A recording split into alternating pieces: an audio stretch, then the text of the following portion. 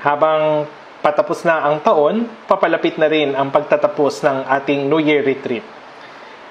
Lahat ng mga kapatid sa buong bansa ay nakibahagi, nakinig ng sermon, at naglaan ng oras para magplano sa susunod na taon. Lubos akong nagpapasalamat sa Diyos, hindi lamang sa pagbibigay ng pagkakataon na makatanggap ng kaligtasan. Gayon din sa pagbibigay ng pagkakataon na makapagbahagi ng Ebanghelyo. Kaya yung ating puso ay higit na nagnanais na huwag sayangin yung mahalagang pagkakataong ito sa mga huling araw, kundi lubos nating gawin ang mahalagang misyon na ipinagkatiwala sa atin ng Panginoon. Ito na yung pinakahuling session ng ating New Year Retreat. Maging yung mga dumalo mula sa malalayong rehiyon ay umuwi na sa kani-kanilang mga church. At sinabi sa akin na yung mensahe na aking ipinapangaral ngayon ay naka-broadcast sa buong bansa. Kaya naniniwala ako na yung lahat ng brothers at sisters ay nakikinig ng parehong sermon at salita ng Diyos. Manalangin na po tayo.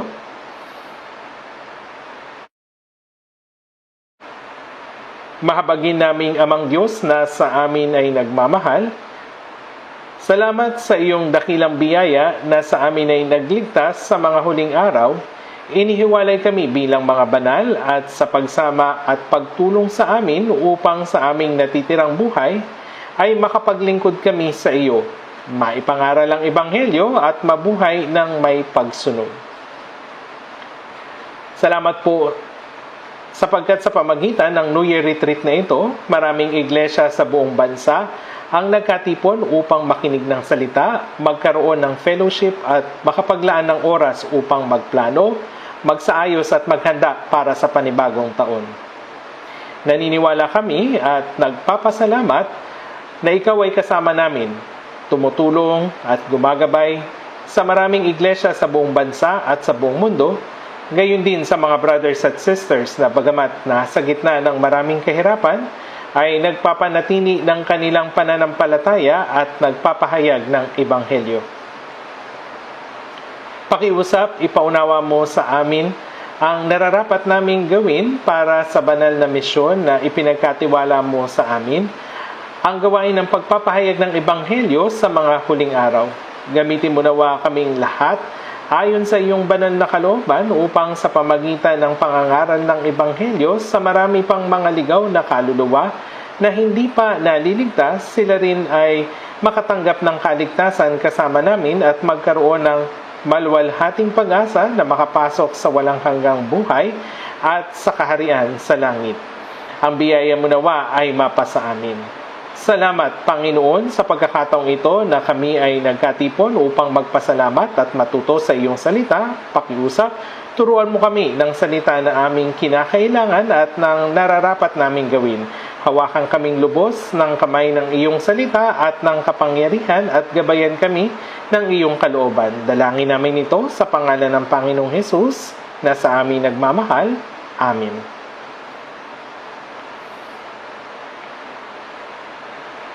Tingnan natin sa aklat ng mga awit.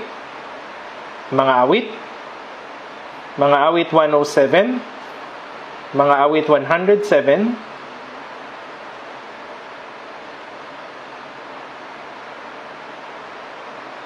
verse 1 hanggang 3. Mga awit 107, verse 1 hanggang 3. Basahin natin ng sabay-sabay, mga awit 107, verse 1 hanggang 3. O magpasalamat kayo sa Panginoon sapagkat siya'y mabuti, sapagkat magpakilanman ang kanyang tapat na pag-ibig ay nananatili. Sabihin gayon ng tinubos ng Panginoon na kanyang tinubos mula sa kamay ng kaaway at tinipon mula sa mga lupain, mula sa silangan at mula sa kanluran, mula sa hilaga at mula sa timugan. Yung salitang ito ay naisulat 3,000 years na ang nakakaraan. Isa itong tula na nagpapakita ng imahe ng mga ligtas na kapatid na yung mga ligtas na kapatid na nagiging isa sa Espiritu Santo. Sinasabi rito, magpasalamat sa Panginoon. Silang mga tumanggap ng kaligtasan ay walang ibang maaring gawin kundi ang patuloy na magpasalamat sa Diyos. Tulad ng sinasabi sa talata, sa lahat ng bagay ay magpasalamat kayo. Nagpapasalamat tayo dahil tayo ay buhay at humihinga sa mga oras na ito.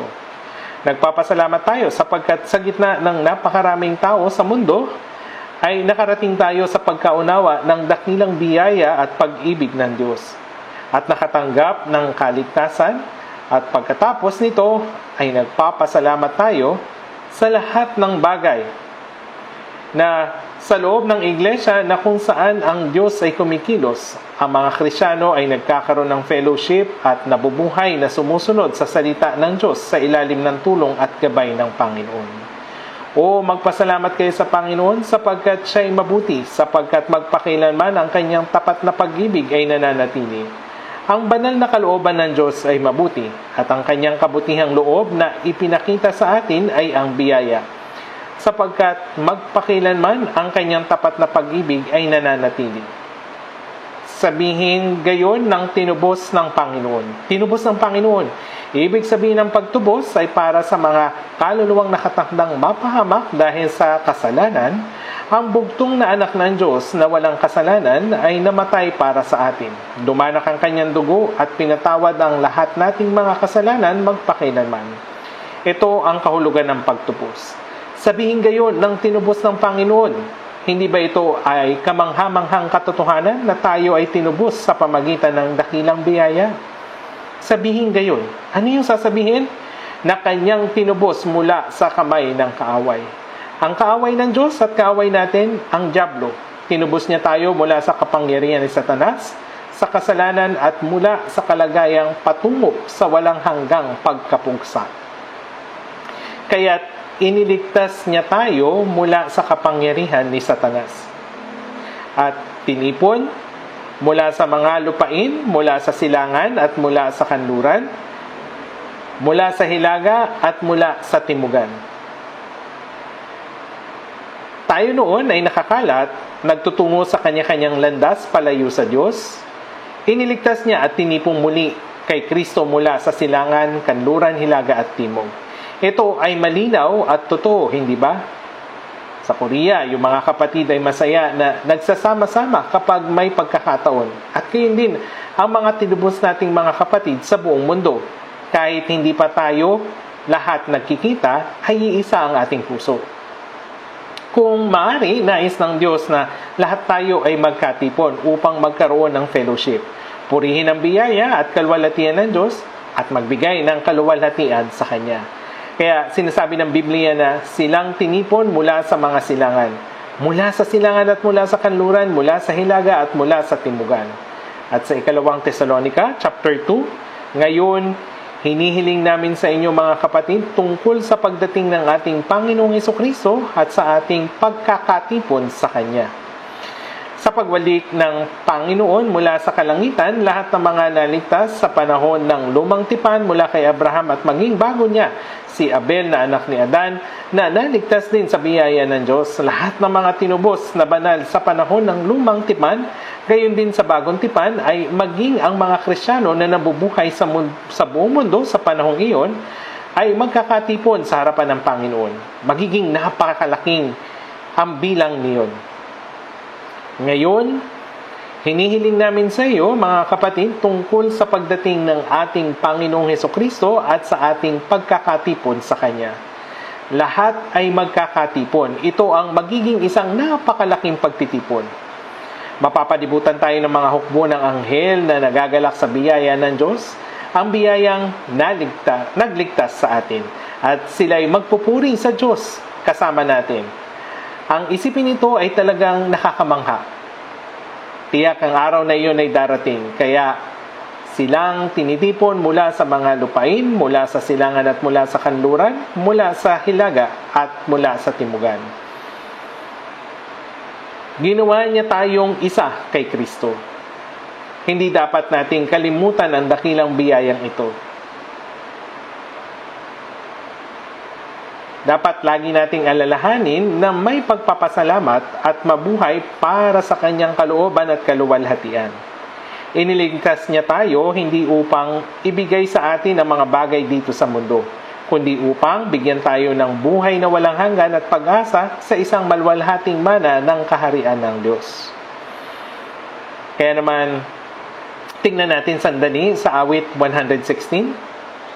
Awit 116, basahin natin ang sabay-sabay. Awit 116. Verse 8 hanggang 9. Verse 8 hanggang 9. Sapagkat iniligtas mo ang aking kaluluwa sa kamatayan, ang mga mata ko sa mga luha, ang mga paa ko sa pagkatisod, ako'y lalakad sa harapan ng Panginoon sa lupain ng mga buhay, sapagkat iniligtas mo ang aking kaluluwa sa kamatayan.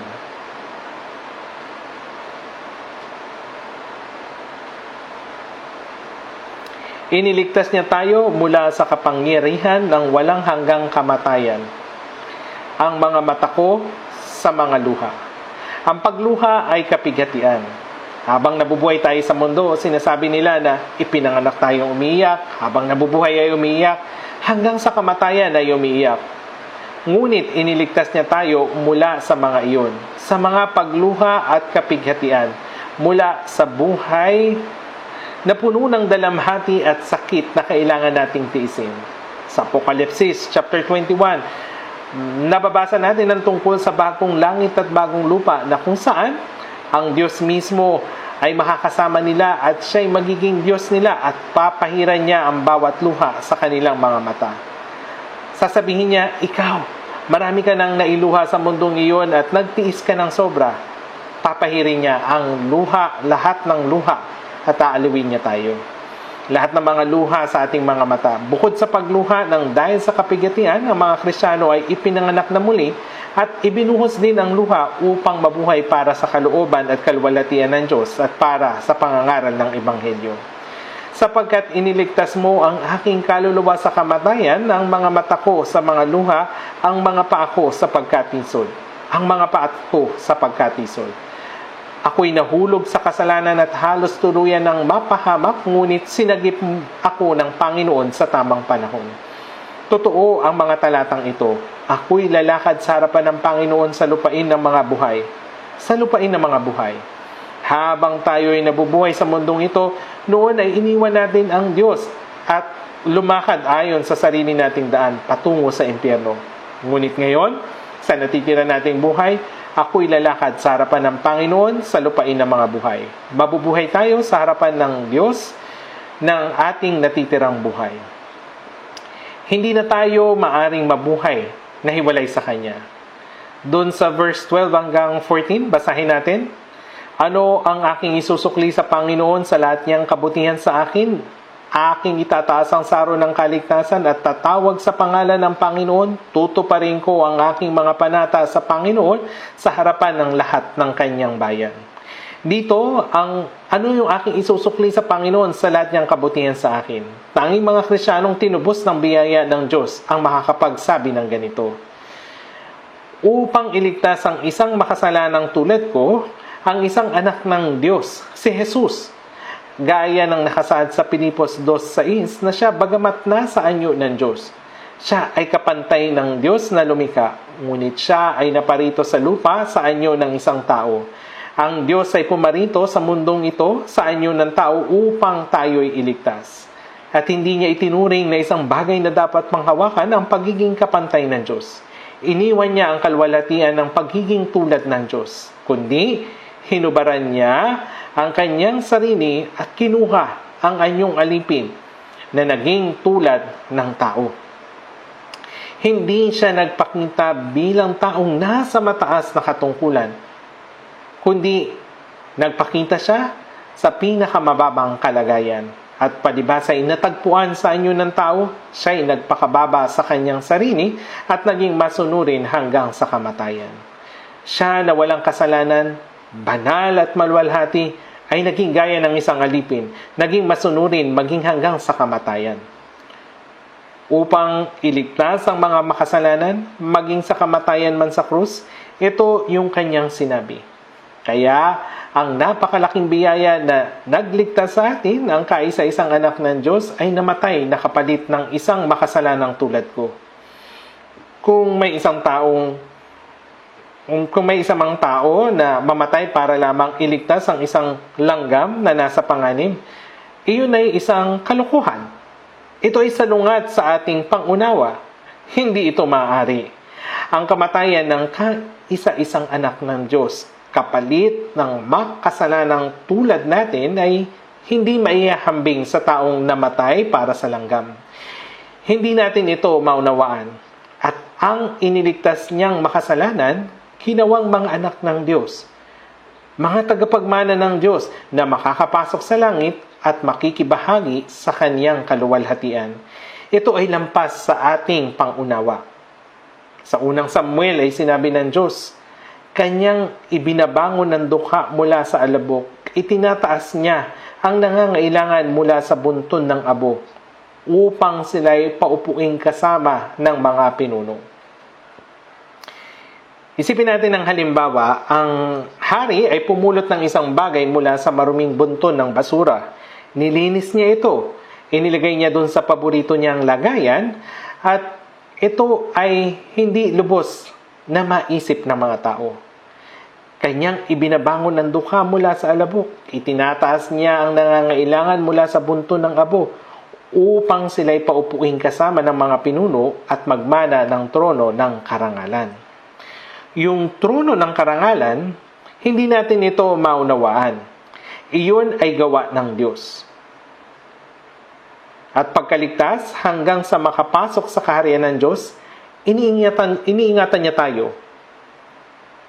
Tinitiis yung ating kahinaan, inaakay sa katotohanan, at tinutulungan sa pamagitan ng kanyang masaganang biyaya. Kaya nga, ano ang aking isusukli sa Panginoon sa lahat niyang kabutihan sa akin? Hindi natin dapat kalimutan ang biyayang ito kahit isang saglit. Ano ang aking isusukli sa Panginoon? Kahit hindi ko kayang masuklian ang biyayang iyon? Sinasabi sa isang hymno, the grace you have shown me, though I cannot repay it, with a weak heart and lowly body, I will be your servant. Hindi ko man masuklian ang biyayang iyon na ako'y iyong lingkod. Mamumuhay ako para lamang sa Panginoon, ayon sa iyong kalooban. Mahalaga ang ganitong tapat na puso. Ano yung aking isusukli sa Panginoon? Ano ang may babalik ko sa Kanya? Pagkatapos maligtas, hindi na ako nabubuhay para sa sarili kong mga nasa o kagustuhan, kundi upang tumbasan ang biyayang iyon. Tama po ba? Hindi natin dapat kalimutan ang biyayang iyon. Ang pag-alala sa biyaya ng Diyos ang nagbibigay daan sa atin na mabuhay na nagpapasalamat ayon sa kalooban ng Diyos. Kahit sa anumang mga kahirapan o pagsubok, tayo ay masaya. Kaya nga, anong aking isusukli sa Panginoon? Ipinapakita ng Biblia kung paano natin siya masusuklian. Pagkatapos maligtas, upang masuklian ang biyaya ng Diyos, dapat nating ipamuhay ang natitirang panahon ng ating buhay. Upang hindi na kayo mamuhay sa laman sa inyong nalalabing panahon sa masamang pagnanasa ng mga tao, kundi sa kalooban ng Diyos. Doon sa unang Pedro chapter 4, ganito dapat natin suklian ang biyaya. May kasabihan tungkol sa paglimot sa kabutihan at kawalan ng utang na loob. Tama po ba? Napakadikila ng biyayang natanggap natin sa ating mga magulang, kaya't ginagalang at sinusunod natin sila. Sa katotohanan, hindi natin kailanman lubusang masusuklian ang kanilang kabutihan. Yung pagluwal, pagpapalaki, pagtuturo, at sa pagtulong sa atin. Ngunit, kung suwayin natin sila, pagdamdamin, pag-alalahanin at pagdalamhatiin sila, kung gayon, tayo'y mga anak na walang utang na loob. Sa usaping moral, Ang kawalan ng utang na loob sa magulang ay ang sinasabing pinakamalaking kasalanan. Tulad ng kasabihan, sa 10,000 kasalanan, ang kawalan ng utang na loob sa magulang ay ang pinakamalaking kasalanan. Sa 10 utos, yung 4 ay sa Diyos at yung 6 naman ay sa tao. Ang unang utos para sa tao ay igalang mo ang iyong ama at ang iyong ina. Sa Efeso 6, ito ang unang utos na may pangako, nagdudulot ng pagpapala ng Diyos, upang maging mabuti ang iyong kalagayan at ikaw ay mabuhay ng matagal sa ibabaw ng lupa. Ang gumalang at magpahalaga sa magulang ay pagpapalain sa kanilang mga gawa at magkakaroon ng mahabang buhay. Spiritually, ang Diyos ang Ama ng ating mga kaluluwa. Silang tunay na gumagalang sa Diyos ay dapat ding gumalang sa magulang. Pinaglilingkuran natin ang Diyos na nasa itaas at namumuhay ayon sa kanyang kalooban. At physically naman, iginagalang natin ang ating magulang bilang sukli sa kanilang kabutihan. Subalit, may ilan na hindi marunong magpahalaga sa kanilang magulang. May nagsasabing, bakit ninyo pa ako isinilang? At ano ba yung nagawa ninyo para sa akin? Habang sinusuway ang kanilang mga magulang. Ito po ay mali. Ang mga hindi pa naliligtas at nakakaunawa ng biyaya ng Diyos ay maaring may ganitong pag-uugali sapagkat wala silang alam sa biyaya ng Diyos. Ngunit maging ang mga ligtas, matapos matanggap ang napakalaking biyaya at patuloy pa rin nakakalimot. Kung hindi natin nakakalimutan ang biyaya, dapat sana'y namumuhay tayo para lamang sa Panginoon. Ginagawa yung kanyang kalooban upang malugod siya. Ngunit, nabibigo tayo na mabuhay ng ganito, namumuhay at ginagawa ayon sa gusto natin. Hindi ba't napakalaking pagkakamali ito? Kaya nga, ano yung ating isusukli sa Panginoon? Sa pamagitan ng kasulatan, pagbulayan natin ng higit kung ano ang biyaya ng Diyos at kung gaano kalawak at kamangha-mangha at matututunan kung ano yung pagtumbas sa biyayang ito. Dapat tayong mamuhay ng tuloy-tuloy. Hindi nauhulog sa anumang pagsubok o tukso, kundi mamuhay na sinusuklian ng kanyang biyaya para sa kalooban at kalwalhatian ng Diyos. Ano yung aking isusukli sa Panginoon sa lahat niyang kabutihan sa akin? Aking itataas ang saro ng kaligtasan at tatawag sa pangalan ng Panginoon. Yung saro ng kaligtasan ay tumutukoy sa dakilang biyaya ng Diyos, gaya ng pagtaas natin ng saro at magalak. Aking itataas ang saro ng kaligtasan at tatawag sa pangalan ng Panginoon. Ito'y nangangahulugang pinupuri natin yung biyaya ng Diyos. Tutuparin ko ang aking mga panata sa Panginoon sa harapan ng lahat ng kanyang bayan. Lahat ng bayan ni Jehovah ay ang mga ligtas na banal. Ang namumuhay sa harapan ng Diyos matapos maligtas ay nangangahulugang mamuhay sa harapan ng mga kapwa ligtas. Marami tayong mga kapatid na ligtas. May malapit, may malayo, at meron din namang nasa iba't ibang panig ng mundo na marahil ay hindi natin kailanman mabibisita. Kapag sinabing tutuparin ko ang aking mga panata sa Panginoon sa harapan ng lahat ng kanyang bayan. Ibig sabihin, sa harapan ng mga ligtas na banal. Ano kaya yung mga panatang ito? Ang ligtas na nangakong mamuhay ayon sa kalooban ng Diyos sa harapan niya. Iyon ang panata. May isang lalaki doon sa Germany, nagangalang siyang Count Nicholas Ludwig von Zinzendorf. Bilang isang konde, siya ay makapangyarihan at nagmamay-ari ng napakalawak na lupain. Si Konde Zinzendorf ay naligtas. Pagkatapos, hindi niya alam kung paano dapat siya mamuhay. Isang araw, sa isang German Art Museum, nakita niya ang isang larawan ni Jesus na nagdurusa sa krus. May koronang tinik sa ulo. At habang tinitignan niya yung larawang iyon, lumuhod si Zinzendorf. Siya ay humagulgol nang makita niya ito. Sabi niya, ang Panginoon ang nagsuot ng koronang tinik at tiniis ang paghihirap ng krus upang iligtas ang isang makasalanang tulad ko. Ngunit ano ang ginagawa ko para sa Panginoon? Habang iniisip niya ito, napagtanto niyang wala siyang ginagawa para sa Diyos. Sinasabi na Bumagsak siya sa harapan ng larawan at humagulgol. Doon nangako siya sa Panginoon.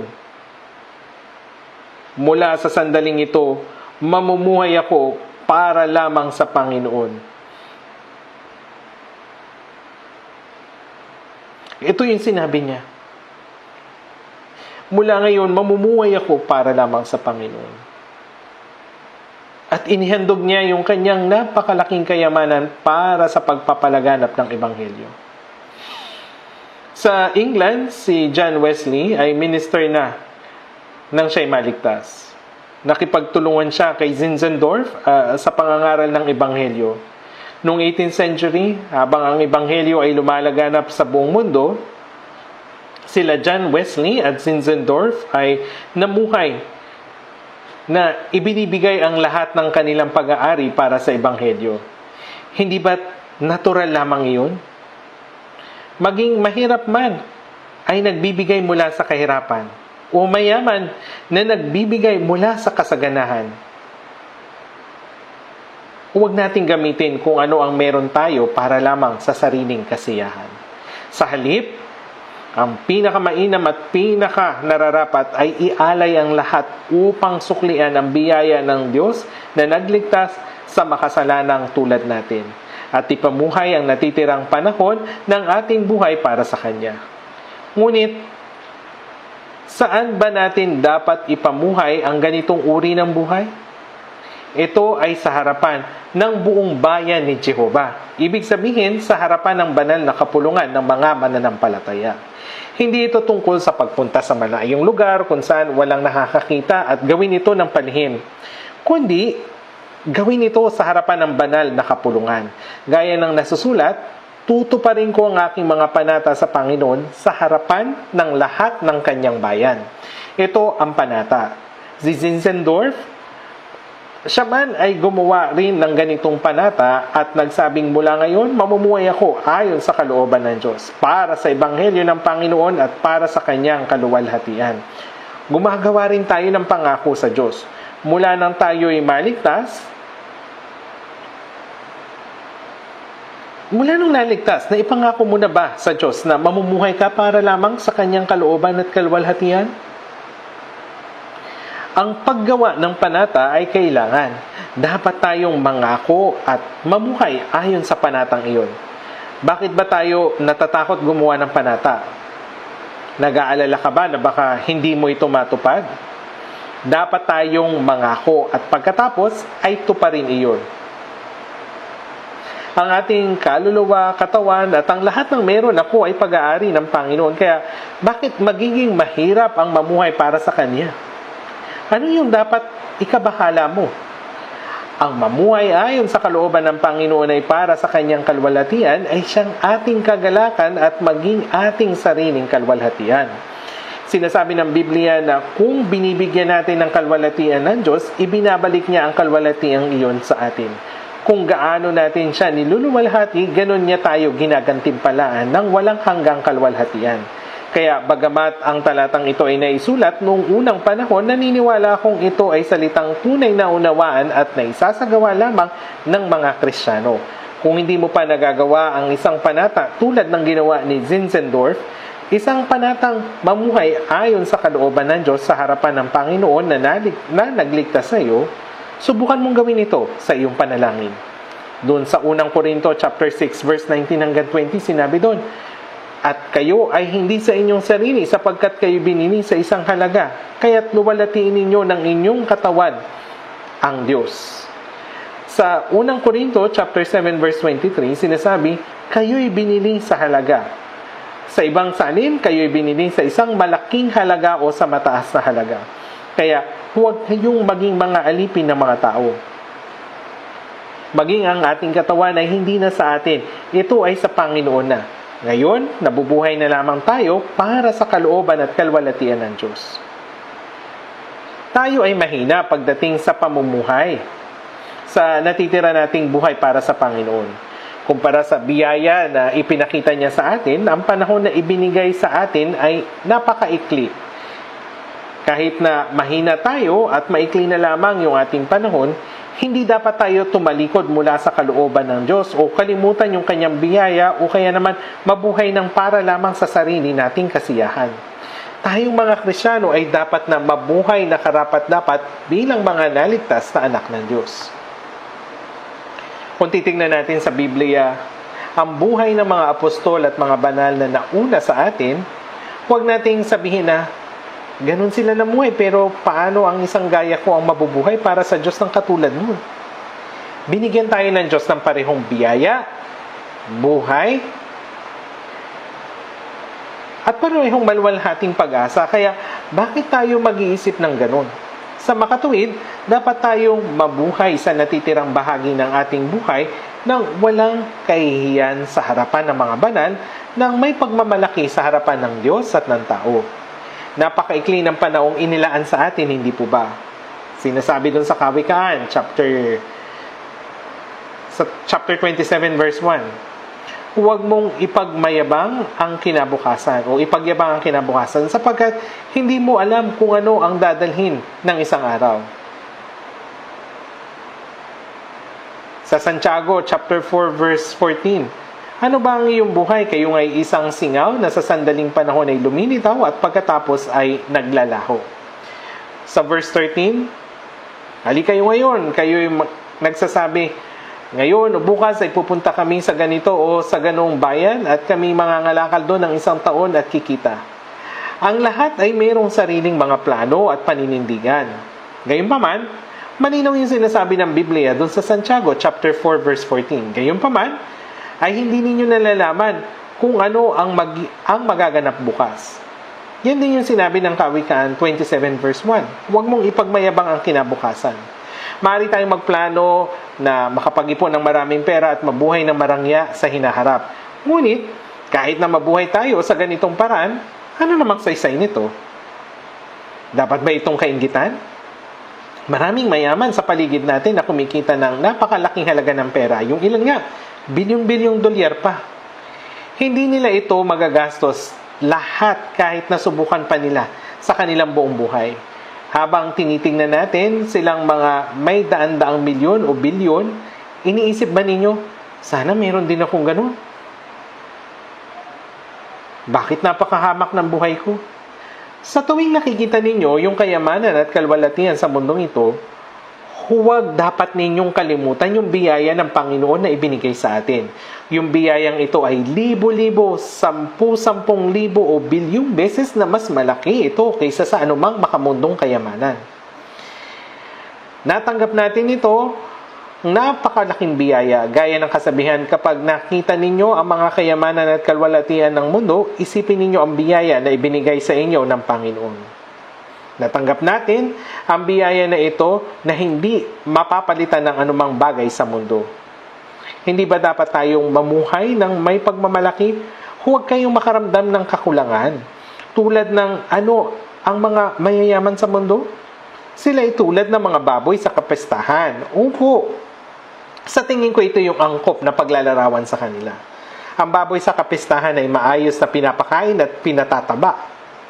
Maring iniisip ng baboy, gustong-gusto ako ng amo ko. Araw-araw niya akong binibigyan ng pagkain. Kapag ako'y nag-oink-oink, ay magdadala siya ng mas marami. Ngunit, para saan ito ginagawa ng amo? Upang ito ay katayin sa araw ng kapistahan. Tama? Sa Job 21 verse 7, sinasabi, bakit nabubuhay ang masama, tumatanda at naging malakas sa kapangyarihan? Doon sa verse 9, ligtas sa takot ng ang mga bahay nila, ang pamalo ng Diyos ay wala sa kanila. Lumalago yung kayamanan nila, ang mga anak nila ay parang kawan, ang lahat ay maayos sa kanila. Gayunpaman, ano yung sinabi sa verse 13? Ang kanilang mga araw sa kaginhawahan ay ginugugol at sila'y payapang bumababa sa Sheol. Kung babasahin ninyo yung Job chapter 21, ito ay talagang totoo. Yung sa mga awit, sinasabi din dito kung paano umuunlad yung masama.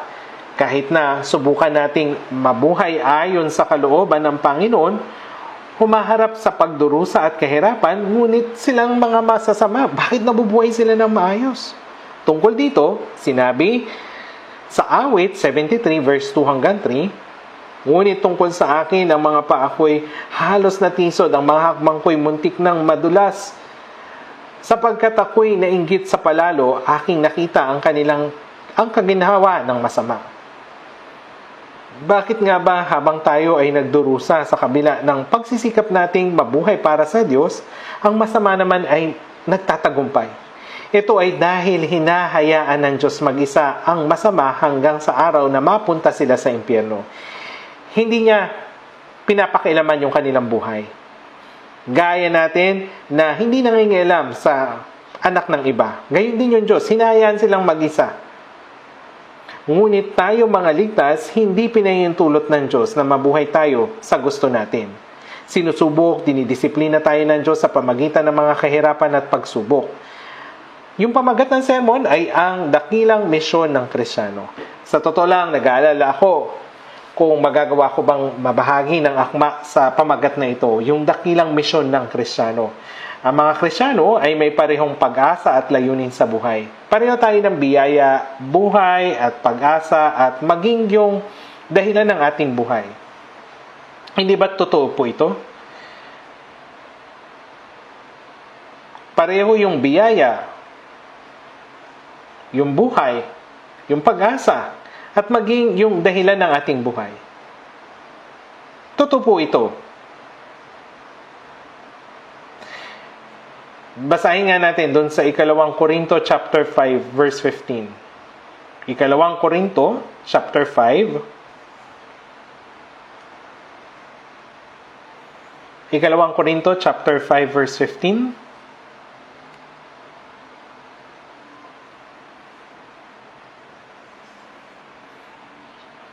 Basahin natin ang sabay-sabay.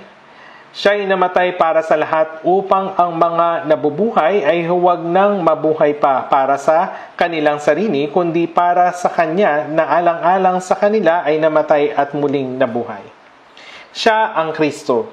Siya'y namatay para sa lahat. Namatay si Kristo alang-alang sa lahat ng tao. Natanggap natin yung dakilang biyaya. Ang sumpa at kahatulan na nararapat sa atin, pinasan iyon lahat ng Panginoon doon sa krus para sa atin. Kaya siya'y namatay para sa atin upang ang mga nabubuhay, sino itong mga nabubuhay? Silang mga nakaunawa ng biyaya ng Diyos at naligtas. Ang mga hindi ligtas ay mga patay sa mata ng Diyos. Kaya naway mga patay sa inyong mga pagsalangsang at mga kasalanan.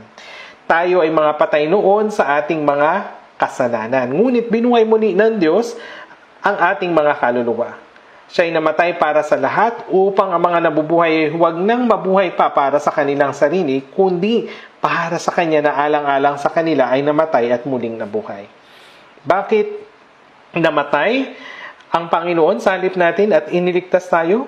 Upang ang mga naligtas na ngayon ay mga buhay, ay hindi na mabuhay para sa kanilang mga sarili, kundi para sa Panginoon na namatay para sa kanila at muling nabuhay.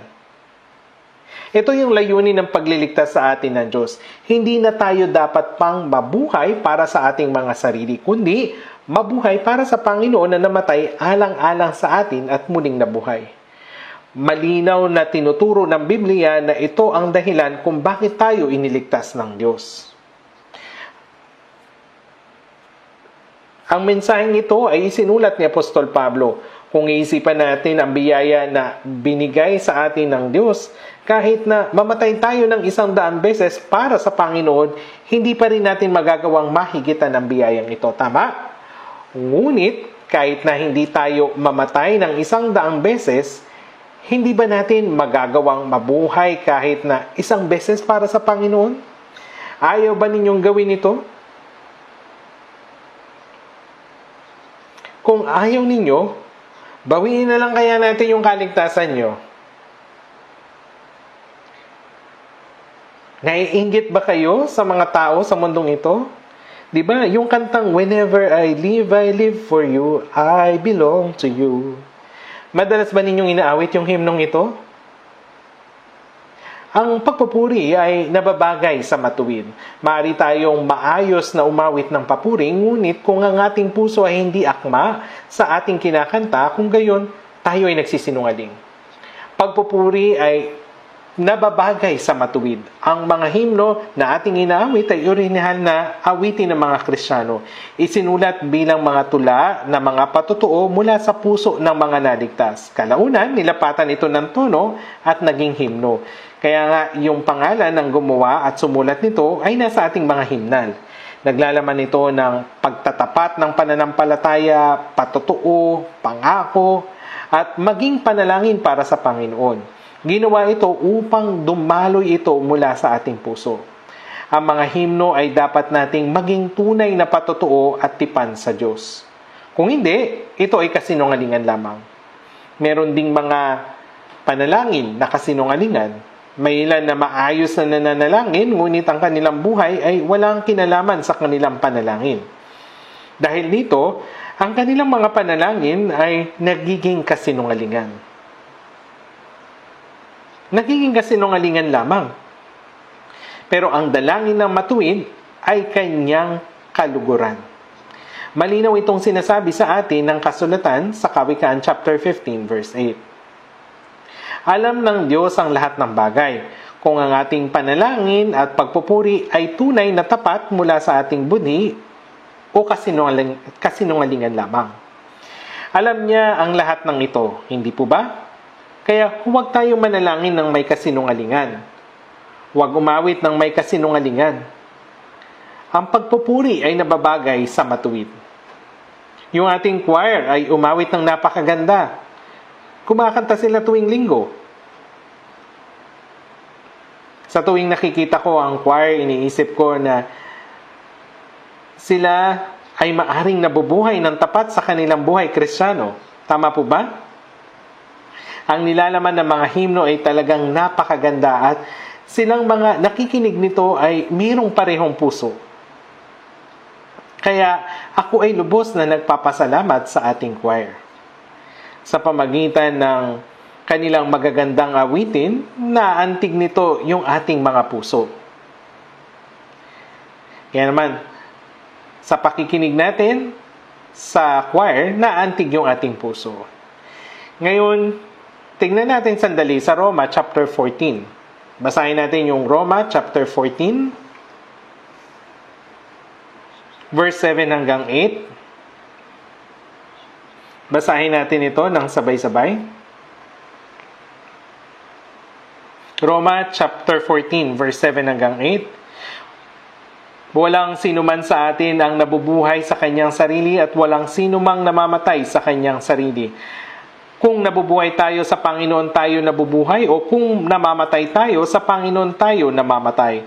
Kaya't mabuhay man tayo, mamatay tayo ay sa Panginoon. Ito ay konektado dun sa 2 Korinto chapter 5 verse 15. Pareho itong isinulat ni Apostol Pablo. Kung nabubuhay tayo sa Panginoon tayo nabubuhay o kung namamatay tayo sa Panginoon tayo namamatay. Kung nabubuhay tayo sa Panginoon tayo nabubuhay. Tayong lahat dito na naligtas sa mga banal na nasa ating bansa dito at sa maraming mga ligtas na mananampalataya sa iba't ibang panig ng mundo, tiyak na tayong lahat ay mayroong parehong puso. Ano yung aking isusukli sa Panginoon sa lahat niyang kabutihan sa akin? Walang sinuman sa atin ang nabubuhay sa kanyang sarili at walang sinumang namamatay sa kanyang sarili. Kung nabubuhay tayo, sa Panginoon tayo nabubuhay. O kung namamatay tayo, sa Panginoon tayo namamatay. Kaya't mabuhay man tayo, mamatay, tayo ay sa Panginoon. Noon, merong sistema ng pag-aalipin. Ang mga tao ay bumibili ng alipin. Halimbawa, kapag may bumili ng baka, maaaring gamitin ito ng may-ari sa pagtatrabaho o kaya'y katayin ito. Maaaring gawin ng may-ari yung gusto niyang gawin dito. Gayon din, yung amo ay mayroong lubos na karapatan sa aliping binili niya. Nang isinulat ni Apostol Pablo ang bagong tipan, inilarawan niya ang kanyang sarili ng ganito. Si Pablo na alipin ni Hesukristo. Buong pagmamalaking tinawag ni Pablo ang kanyang sarili na alipin ni Hesukristo. Ang alipin ay binili sa isang halaga. Siya'y nabubuhay lamang para sa kanyang amo. Ang alipin ay walang karapatang mabuhay para sa kanyang sarili at walang kalayaan na maging sa kamatayan. Ibig sabihin na ang alipin ay hindi maaring magkaroon ng kanyang sariling plano. Walang kagustuhan o opinyon. Ang alipin ay nabubuhay lamang para sa kanyang amo, sa kanyang Panginoon. Tayo ay mga alipin ni Hesukristo. Ang Panginoon ay namatay sa halip natin. Pinaglingkuran niya tayo hanggang sa kamatayan sa halip natin. Sinabi mismo ni Jesus, kung paano ang anak ng tao ay naparito hindi upang paglingkuran, kundi upang maglingkod at upang ibigay ang kanyang buhay na pantubos sa marami. Ang Panginoon ay namatay upang tayo'y paglingkuran, higit pa sa pagbibigay ng kanyang buhay. Paano tayo tutugon sa ganitong biyaya? Tayo'y dapat na maging lingkod ni Kristo, hindi po ba? Wala tayong karapatan upang mabuhay para sa ating sarili at wala tayong kalayaang maging sa kamatayan. Walang sino man sa atin ang nabubuhay sa kanyang sarili at walang sino mang namamatay sa kanyang sarili. Kaya't mabuhay man tayo mamatay, tayo'y sa Panginoon. Tayo'y pagmamayari ng Panginoon. Silang mga nakahanda lamang na mamatay para sa Panginoon ng tunay na makakapamuhay ng maayos para sa Panginoon. Pag-isipan natin ito ng mabuti. Handa na ba kayong mamatay para sa Panginoon? Handa na po ba? Kung gayon, makakapamuhay kayo ng maayos para sa Panginoon. Silang nabubuhay para sa Panginoon ay kaya ring mamatay para sa Panginoon. Basta na lamang bang hinahayaan ng Diyos na mamatay ang sinuman para sa kanyang kapakanan? Tanging ang mga nakakapamuhay lamang para sa Panginoon ang maaring mamatay para sa Kanya. Maari bang ang isang taong nabubuhay ayon sa kanyang kagustuhan ay mamatay para sa Panginoon? Wala itong saysay. Ang isang tao ay dapat na mabuhay para sa Panginoon upang magawa niyang mamatay para sa Panginoon. Ganito nabuhay ang mga apostol, ang mga banal na nauna sa atin. Nabuhay silang lahat para sa Panginoon at pagkatapos sila'y namatay para sa Panginoon. Kapag ang nabubuhay at namamatay ay para sa kanyang sarili, ito isang sumpa. Tunay na isang sumpa. Wala itong kabuluhan.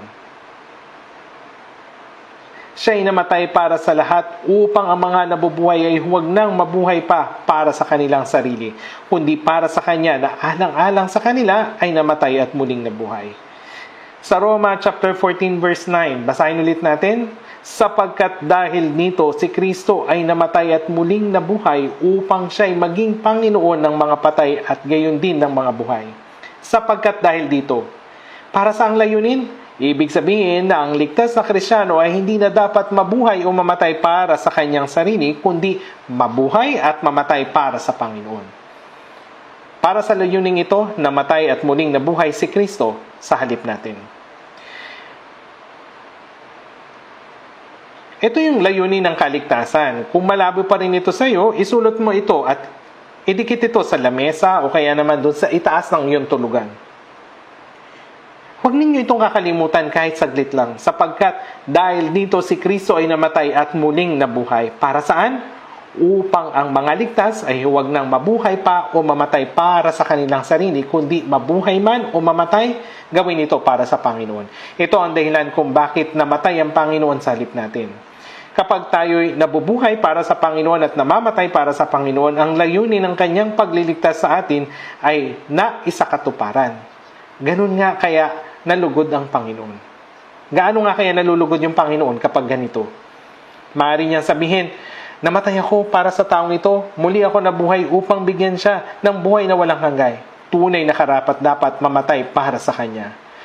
Kapag nakikita niya tayong nabubuhay ayon sa Kanyang kalooban, siya'y nagagalak. Upang siya'y maging Panginoon ng mga patay at gayon din ng mga buhay. Hindi na ang ating sarili ang Panginoon natin. Hindi na tayo nabubuhay para sa ating mga magulang o kung sino pa man o para sa ating sarili. Nabubuhay tayo para sa Panginoon na nagligtas sa atin. Hindi po ba ito malinaw? Itong simpleng katotohanan ang mahalaga at walang hanggang katotohanan ay hindi dapat kalimutan. Kapag nakikinig tayo ng salita, sinasabi natin, oo, tama. Mabubuhay ako para sa Panginoon. Subalit, pagkaalis, pagkababa dun sa hagdanan, makakalimutan na yung lahat. Kapag meron naman siyang nakita na nagmamaneho Nagmamaneho ng makintab na sasakyan, iniisip niya, wow, ang ganda. Kung meron namang naglalakad na nakadamit na sunod dun sa uso, iniisip, sana meron din akong ganun. Bakit ba tayo naiinggit sa maraming bagay? Talagang kamangha-mangha ang mga ito? Tinitingnan nyo ba ang baboy na inihanda sa pistahan at sabihin, napakahusay? Simula ngayon, kapag nakakita kayo ng taong namumuhay ng marangya, isipin ninyo, baboy na pangpista. Huwag na kayong mainggit sa baboy na pangpista. Tayo, yung mga ligtas na buhay para sa Panginoon, namamatay para sa Panginoon at nagtitiis sa lahat ng kahirapan para sa Panginoon. Ito yung ating pribilehiyo. Hindi lahat ay maaaring gawin ito. Ang mga hindi ligtas, wala silang karapatang mabuhay para sa Panginoon o mamatay para sa Panginoon. Dahil wala silang relasyon sa Kanya. Tingnan nga natin saglit, Awit 118, verse 17. Mga Awit 118, verse 17.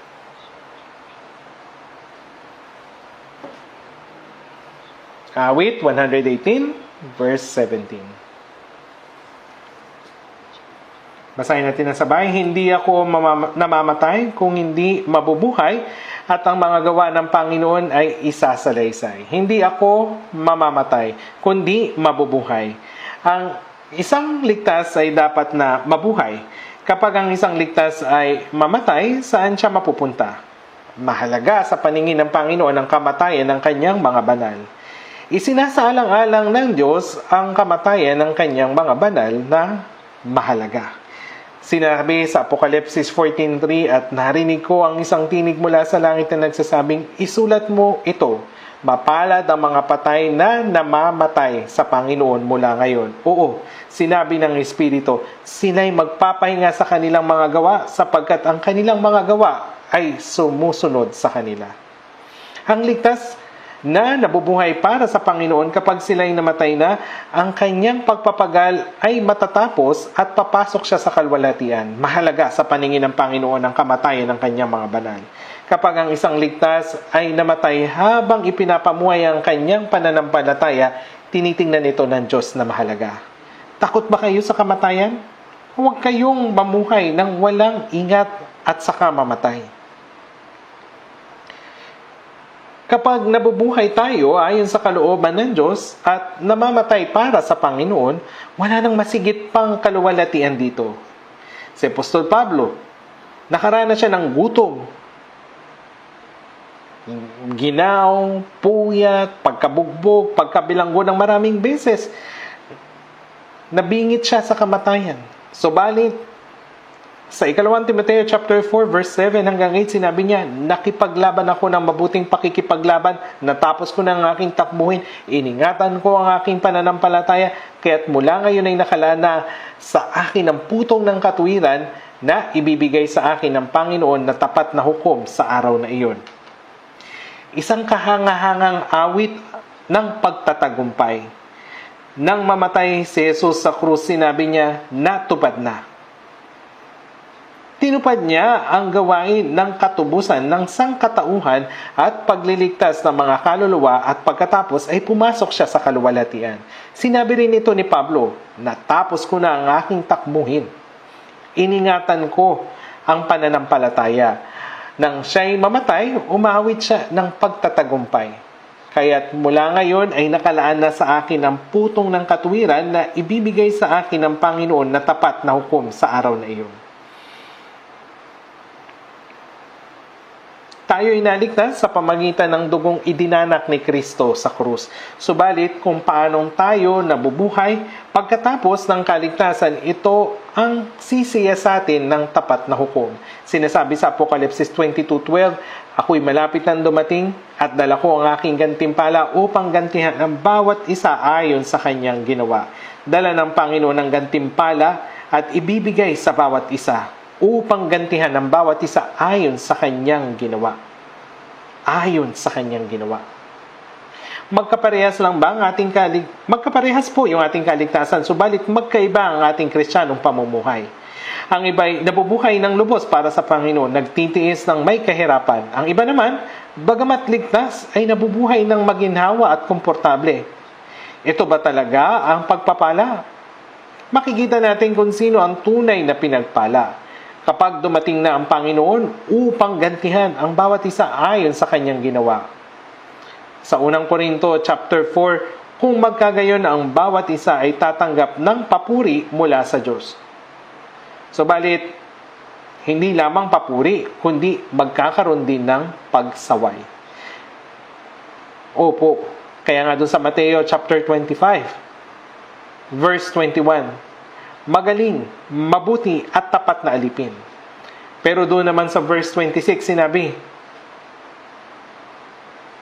ikaw na masama at tamad na alipin. Ikaw na masama at tamad na alipin. Kapag pinagmamasdan tayo ng Panginoon at nagagalak, magagawa nating magtiis sa ating anumang kahirapan dahil sa kagalakang ito. Subalit kung pinagmamasdan niya tayong may kalungkutan, bagamat tayo'y ligtas, hindi dapat na maging ganito. Hindi ako mamamatay, kundi mabubuhay. Ang ilan kapag nahaharap sila sa mga maliliit na kahirapan pagkatapos maligtas, sinasabi nila, sana pumunta na ako agad sa Panginoon. Hindi nyo dapat sinasabi ang gayong bagay na parang napakagaan lamang. Sila lamang na nabuhay ng maayos para sa Panginoon ang maaring magsabi nito. Kung hindi ka pa nabubuhay para sa Panginoon at sasabihin mong, sana pumunta na agad ako sa Panginoon, anong gagawin mo doon pagpunta mo ron?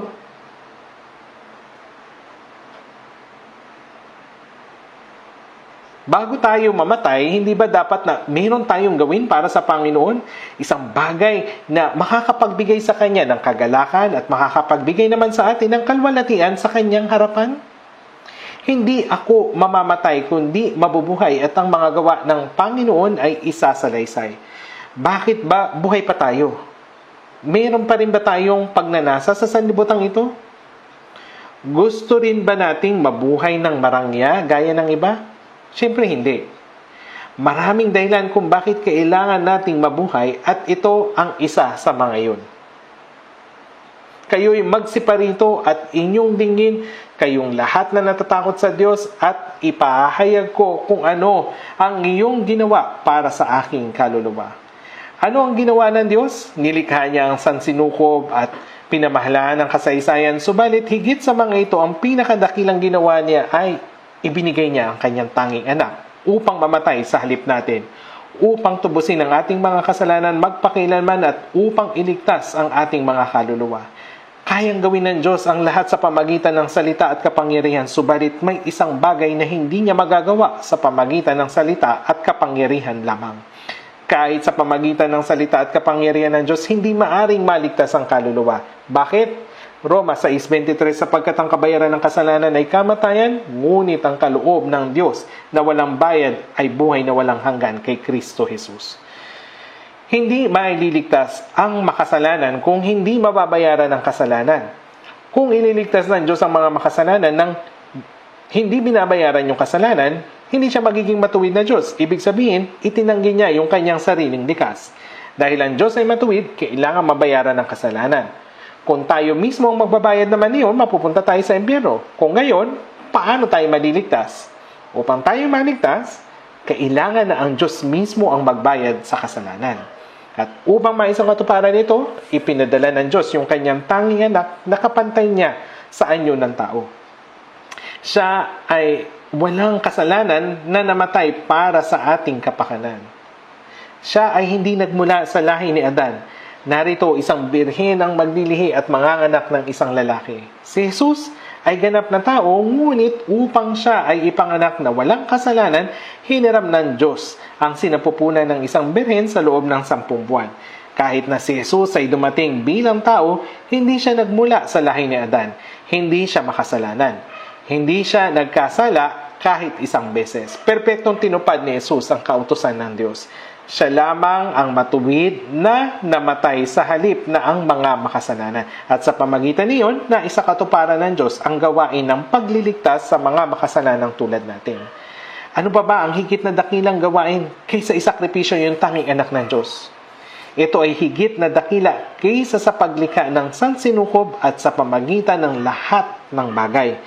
Kaya nga, naligtas tayo sa pamagitan lamang ng pagkaunawa at paniniwala sa ginawa ng Diyos sa napakadakilang gawaing kanyang ginawa sa katotohanan na isinakripisyo niya yung kanyang tanging anak upang tubusin ang kasalanan ng buong sanlibutan. Yung pagpapalaganap ng ebanghelyo ng kaligtasan ang pinakadakilang paraan upang masuklian natin yung biyaya ng Diyos. Kayo'y magsiparito at inyong dinggin kayong lahat na natatakot sa Diyos at ipahayag ko kung ano ang kanyang ginawa para sa ating kaluluwa. Merong ginawa ang Diyos para sa ating kaluluwa. Ipahayag ko ang gawain ng kaligtasan. Ito ang dapat nating gawin habang tayo'y nabubuhay at hindi pa namamatay. Ngayon, hindi natin dapat ito kalimutan. Kapag ang naligtas ay nakarinig ng mensaheng ito, naanting yung kanyang puso at sasabihin, oo, tama yan. Dapat tayong mabuhay para sa Panginoon, para sa Ebanghelyo.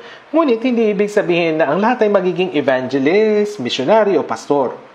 Ngunit tayong lahat ay mayroong iisang buhay na walang hanggan, iisang pag-asa sa langit at iisang layunin ng buhay. Ang kaibahan ay hindi yung layunin, kundi yung paraan. Ang iba ay nagsusumikap sa negosyo, yung iba naman ay nagtatrabaho sa mahirap na trabaho, kumikita ng pera, ngunit kaunti lamang ang ginagastos para sa sarili at ginagamit ang malaking halaga upang ipangaral ang Ebanghelyo. Maraming kapatid ang ganito. Kaya nga ginagawa natin yung world mission. Sa ngayon, meron tayong 82 na bansa na may tinatayang 1,160 churches sa iba't ibang bansa. Marami rin tayong mga churches dito sa Korea. Karamihan sa mga bansang pinaglilingkuran natin sa buong mundo ay mahihirap. Alam niyo ba kung magkano yung ginastos upang makapagpadala lamang ng pamilyang misyonaryo? Kung pera lamang yung iisipin, hindi talaga tayo makakapagpadala ng misyonaryo. Kasi kailangan nating handa yung kanilang bahay, yung gusali ng church, yung retreat center, sasakyan. Kailangan pagpaaral yung kanilang anak, matustusan yung kanilang pang-araw-araw na gastusin. At kada 3 taon, bumabalik yung kanilang pamilya sa kanilang bansa at kailangan gastusan yung kanilang pagbalik. Kaya ang halaga na nagastos ngayong taon, paumanhin po babanggitin ko po ito, ay humigit kumulang na 8.4 million pesos para dun sa mission sa ibang bansa. Ngunit kung hindi bibigyan din ng mga pastor ang pagbibigay na sinasabing pakiusap magandog kayo. Pakiusap magandog kayo. Karaniwan, hindi nagbibigay ang mga tao. Nababanggit ko ito kapag winter retreat. Ngunit iyon ay dahil tayo lang ang naroon. Kapag merong mga hindi paligtas, baka isipin nila, sabi ko na, nakatuon din yung church na ito sa offering. Kaya nga, hindi gusto ng mga pastor na mangaral tungkol sa paghahandog. Gayunpaman, maayos naman ang lahat kahit hindi gaanong napagbibigyan din ito. Walang malalaking problema at tila nangyayari ang lahat ng natural. Ngunit yung natural ay hindi nangangahulugang automatic. Alam ng mga kapatid, kahit hindi na sila pagsabihan dahil natutunan na nila ito paglipas ng panahon. Ang mga naligtas ay alam na sa kanilang budi kung ano yung dapat yung paano sila mamuhay sa harapan ng Panginoon at isinasabuhay nila ito. Kaya naging posible po yung world mission. Sinasabi ng ilan, maaring hindi ako makapunta bilang missionary, ngunit makakapagdala ako ng missionary. Ngunit paano ipadadala ang isang missionary? Merong isang pastor po, nagngangalang Oswald J. Smith ng People's Church sa Toronto, Canada. Pumanaw na rin po siya. Sa kanyang aklat, The Supreme Task of Church o yung The Passion of Soul Winning, nabasa ko na po ito ng maraming beses at madalas na umiiyak ako habang binabasa ito. Magtatanong siya, Sinong nais naming ipadala ang taong ito bilang misyonaryo? Sino yung magpapadala sa kanya? Tatayo yung mga tao at sasabihin, oo, ipapadala ko siya. Ipapadala namin siya. Sa ganitong paraan, nakapagpadala siya ng 350 na misyonaryo.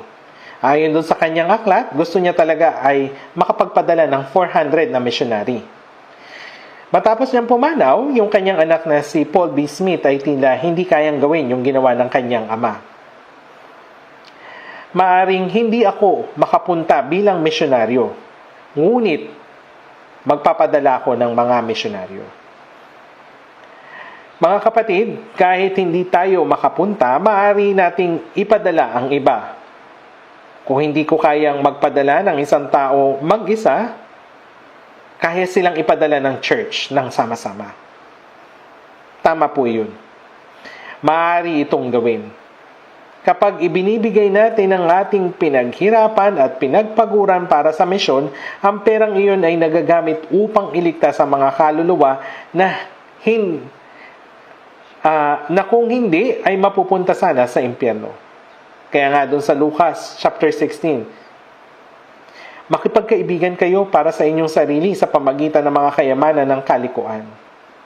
Sinasabi ni Jesus na ang kayamanan ng mundong ito, kung hindi ginagamit ayon sa kalooban ng Diyos, ay tatawagin na di makatarungang kayamanan.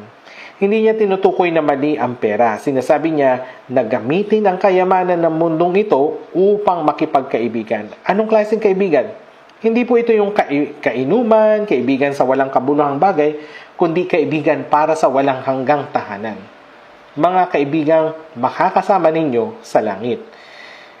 Walang mahihigit pang dakilang pag-ibig kaysa rito na ibigay ng isang tao ang kanyang buhay dahil sa kanyang mga kaibigan. Kayo'y aking mga kaibigan kung ginagawa ninyo ang mga bagay na aking inuutos sa inyo. Ang Panginoon yung namatay doon sa krus upang iligtas sa mga kasalanan gaya natin at upang gawin tayong kanyang mga kaibigan. Mga walang hanggang kaibigan. Ibinigay niya yung kanyang buhay para sa atin. Sinabi niya, kayo'y aking mga kaibigan kung ginagawa ninyo ang mga bagay na aking inuutos sa inyo. Kapag naunawaan ng mga taong naligtas na ibinigay ng Panginoon ang kanyang buhay para sa kanila, tayo rin ay kikilos upang iligtas ang ibang mga kaluluwa. Iyan ang patunay na tayo ang mga kaibigan ng Panginoon. Namatay ang Panginoon upang gawing kanyang kaibigan ng isang makasalanang tulad ko. At dahil dito, kailangan ko rin kumilos upang maging walang hanggang kaibigan niya ang ibang mga tao. Iyan yung mensahe nito. Kaya, nabubuhay tayo sa mundong ito upang suklian ang biyaya ng Diyos. At sa lahat ng paraan ng pagsusukli, ang pinakadakila ay ang ipahayag ang biyaya ng Panginoon at iligtas sa mga ligaw na kaluluwa. Ang pagpapahayag ng Ebanghelyo ay ang pinakadakilang misyon sa mundo. Bilang mga Kristiyano, tinatawag natin itong gawain. Tinawag tayo upang gawin ito. Paano nga tayo makakatakas kung ating pababayaan ang ganito kadakilang kaligtasan? Alam niyo ba kung gaano kadakila yung kaligtasan na ating natanggap? Sinasabi ng Biblia, nanilikha at pinamumunuan ng Diyos ang lahat ng bagay sa pamagitan ng kanyang salita. Tama po. Wala ni isang bagay na hindi kanyang kayang gawin gamit ang kanyang salita at kapangyarihan. Ngunit ano ang bagay na kahit ang salita at kapangyarihan ng Diyos ay hindi kayang gawin? Iyon ay ang kaligtasan ng isang kaluluwa. Meron pa bang higit na dakilang gawain kaysa sa gawain na kinakailangan ang pagkamatay ng tanging anak ng Diyos? Isipin ninyo ang isang tao na may otoridad, kayamanan at napakamakapangyarihan na kailangan niyang ialay yung kanyang tanging anak upang mamatay. Meron pa bang higit na dakilang gawain kaysa rito? Kung kaya tayong iligtas ng Diyos nang hindi namamatay ang kanyang anak, bakit pa niya pinadala yung tanging anak niya sa mundo? Para magdusa sa pinakamasarable paraan doon sa krus at dumanak yung lahat ng kanyang dugo. Kasi walang ibang paraan. Kaya tinatawag ito ng Biblia na ganito kadakilang kaligtasan. Naunawaan ba po ninyo? Tila marami pa rin sa inyo ang hindi naunawaan ito. Paano nga tayo makakatakas kung ating pababayaan ang ganito kadakilang kaligtasan? Anong ibig sabihin ng pabayaan? Ito ay ituring na walang halaga. Ganyan hinamak ni Eso ang kanyang pagkapanganay. Hindi niya ito pinahalagahan. Wala siyang interest dito, kaya nga pinagbili niya yung kanyang pagkapanganay sa nilagang lentehas. Kahit paulit-ulit na sinasabi ng mga tao, dapat mong tanggapin ang kaligtasan, pinababayaan pa rin nila ang napakadakilang kaligtasang ito. At dahil hindi nila ito pinahalagahan, hindi nila ito tinatanggap. Iniisip nila, tatanggapin ko na lamang ito mamaya. Ano bang halaga niyan? Kaligtasan lang naman yan. Nung minsan, pumunta ako sa isang church sa isang probinsya at nangaral. Maraming kabataan yung naligtas at talagang napakasaya ng miyembro ng mga choir. Kahit isang church sa probinsya, maraming kabataan doon. Lahat ay masaya. Sa gitna ng kasiyahan yun, isang elder yung nagsabing, bakit labis ang pag-iingay ninyo dahil sa kaligtasang iyan? Sinabi ko sa kanya, pasensya na po, ano yung sinabi ninyo? Tinawag po ba ninyo ito na kaligtasan lang? Kaya namula yung kanyang mukha. Sinabi niya, oo, tama. Nagkamali ako. Sa kanyang puso, matagal niya nang minamaliit ang kaligtasan. Naniniwala siya na dahil nakapagpatayo siya ng ilang church sa probinsya at nakagawa ng maraming malalaking bagay para sa church, iyon yung mahalaga sa pananaw niya. At nang nakita niya yung mga taong nagagalak dahil natanggap nila yung kaligtasan, para sa kanya, kaligtasan lang yun. Hinamak niya ang kaligtasan. Mga kapatid, paano nga tayo makakatakas kung ating pababayaan ang ganito kadakilang kaligtasan? Napakadakila at napakahalaga ng kaligtasan na ating natanggap. Kung alam ninyo na ang sarili ninyong kaligtasan ay dakila, hindi ninyo dapat ipagwalang bahala ang kaligtasan ng iba. Kung alam ninyo na ang buhay na natanggap ninyo ay dakila at mahalaga, hindi ba dapat ituring din ninyo na dakila at mahalaga ang kaligtasan ng iba? Kung gayon, ano ang dapat nating gawin? Dapat nating ipangaral. Hindi ba dapat maging tulad tayo ni Jesus, ni Pablo, na handang ialay ang ating oras, yaman, kalayaan, pati yung ating kasiyahan para sa kaligtasan ng kaluluwa? Kung tayo ay nabubuhay na may layuning ipangaral ang Ebanghelyo at gumagawa ayon sa kalooban ng Panginoon, kung gayon, kahit anong kahirapan at sakripisyo ang ating kaharapin, kinakaharap natin ito ng merong kasiyahan at pagpapasalamat. Ang pagpapahayag ng Ebanghelyo at pagliligtas ng kaluluwa ay isang banal at seryosong utos na ibinigay sa atin ng Panginoon. Ito yung pinakadakilang misyon sa buong mundo. Ito yung layunin ng ating buhay Kristiyano at ito ay isang pribilehiyo. Mga kapatid, yung presidente ng US ay maaring magmalaki na siya yung namumuno sa mundo. Ngunit maaari ba na sa kanyang otoridad ay makapagligtas ng kahit isang kaluluwa? Imposible. Ano mang kanyang gawin, hindi niya ito magagawa. Magagamit ba ng pinakamayamang tao sa mundo ang kanyang kayamanan upang bilhin ang kaligtasan ng isang kaluluwa? Hindi maaari. Kaya ba ng doktor na magpagaling ng kaluluwa ng tao? Hindi maaari. Ang mga siyentipiko, sila'y nakapagbuo ng spacecraft. Ipinadala nila yung tao sa buwan at sa Mars. Ngunit, kaya ba nilang magpadala ng isang kaluluwa patungo sa langit? Hindi nila kaya. Walang sino man ang may kakayanan. Ngunit, kaya natin, hindi po ba? Kaya natin. Kaya natin gawin. Maaari ba nating baliwalayin ang ganito kadakilang kaligtasan? Namumuhay ba tayo na kinalilimutan ng dakilang gawain na kaya nating gawin? Sa pamamagitan ng kaunting tulong mula sa atin, ang isang tao na pupunta sa impyerno ay makakapunta sa langit.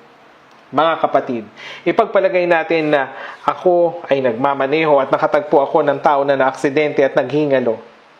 Ako yung unang tao na nakakita nito. Ano yung dapat kong gawin? Sasabihin ko lamang, malas mo, mamamatay ka. At pagkatapos ay magpapatuloy lang ba ako sa pagmamaneho? Kahit gaano ko kaabala, dapat kong isantabi ang lahat ng iyon. Maaari kong isakay yung taong iyon sa aking sasakyan, dalhin siya sa ospital o kaya naman tumawag ng ambulansya upang iligtas ang kanyang buhay. Sa kahit anong paraan, dapat kong gawin ang lahat ng aking makakaya upang iligtas ang taong iyon.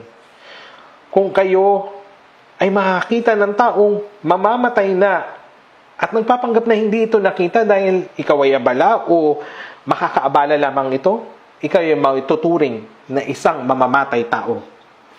Hindi ba totoo ito? Ang Panginoon ay namatay dun sa krus para iligtas tayo.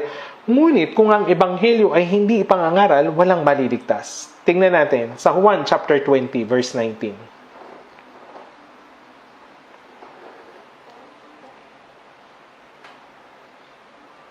Juan chapter 20 verse 19 hanggang 23.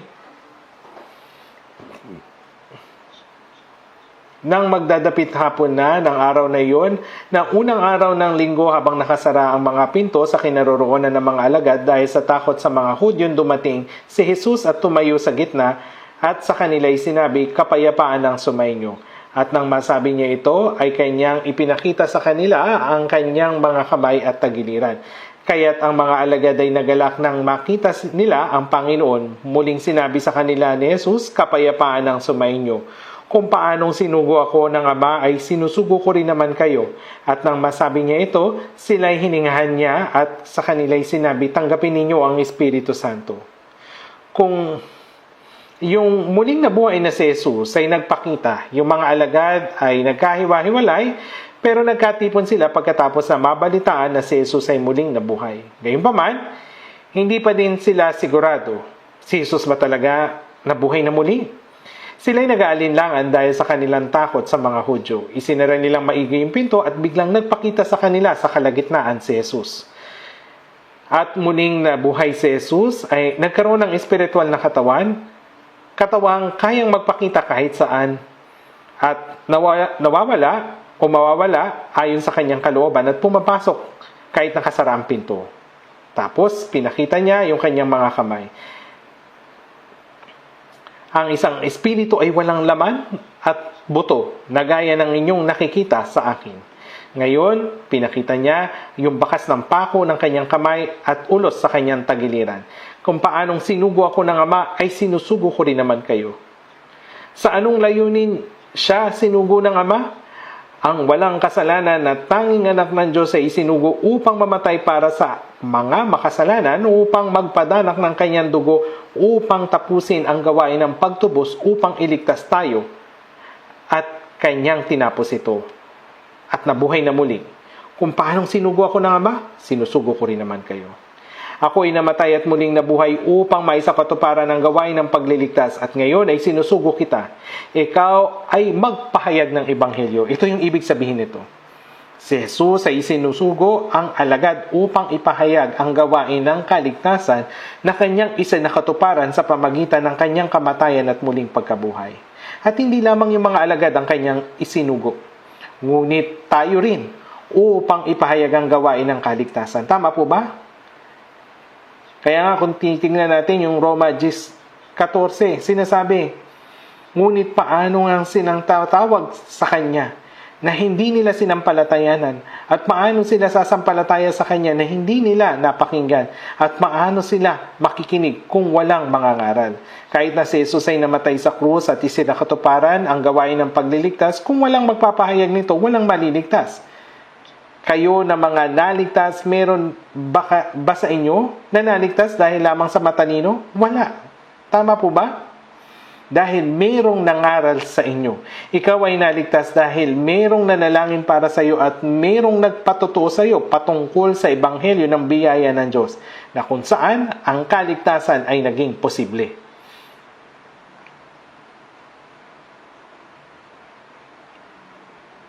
Nagkaroon ka ng pananampalataya kapag ang tao na nakarinig ng salita ay naunawaan ito. Kung ang mga taong naipanganak na muli ay tinitikom ang kanilang bibig mula ngayon, ay hindi na ito ipinapangaral, wala talagang maliligtas. Ano ang inyong gagawin? Sinabi ni Jesus, tanggapin ninyo ang Espiritu. Kung inyong patatawarin ang mga kasalanan ng sino man ng mga iyon ay ipinatatawad sa kanila. Sino mang hindi ninyo patatawarin o patawarin ng mga kasalanan, iyon ay hindi ipinatatawad. Ang mga naligtas ay may banal na espiritu. Ang layunin ng pagbaba ng banal na espiritu nung araw ng Pentecostes ay upang magpatotoo sa biyaya ng Panginoon. Ang espiritu ng katotohanan, siya ang magpapatotoo tungkol sa akin. Ang talatang, kung iyong patatawarin ang mga kasalanan ng sinuman, ang mga iyon ay ipinatatawad sa kanila. Nangangahulugan nito na kapag ang ebanghelyo ay naisakatuparang gawin ng Panginoon ay naipahayag, ang kaligtasan ay matatanggap. Pero kung hindi, sila ay mapapahamak. Walang sino man ang maliligtas. Yung mga talatang, kung inyong patatawarin ang mga kasalanan ng sino man, ang iyon ay ipinatatawad sa kanila. Ito'y nangangahulugan kapag pinatotohanan natin ang katotohanan ng ginawa ng Panginoon, ang mga kasalanan ay mapapatawad at ang kaligtasan ay matatanggap. Mga kapatid, sa lahat ng mga bagay na pwedeng gawin ng tao, mayroon bang gawain na higit na dakila kaysa sa pangangaral ng Ebanghelyo? Wala na po. Ang Panginoon ay sinugo upang isakatuparan ng gawain ng pagliligtas sa pamagitan ng kamatayan doon sa krus. Ginawa niya ang gawain ito.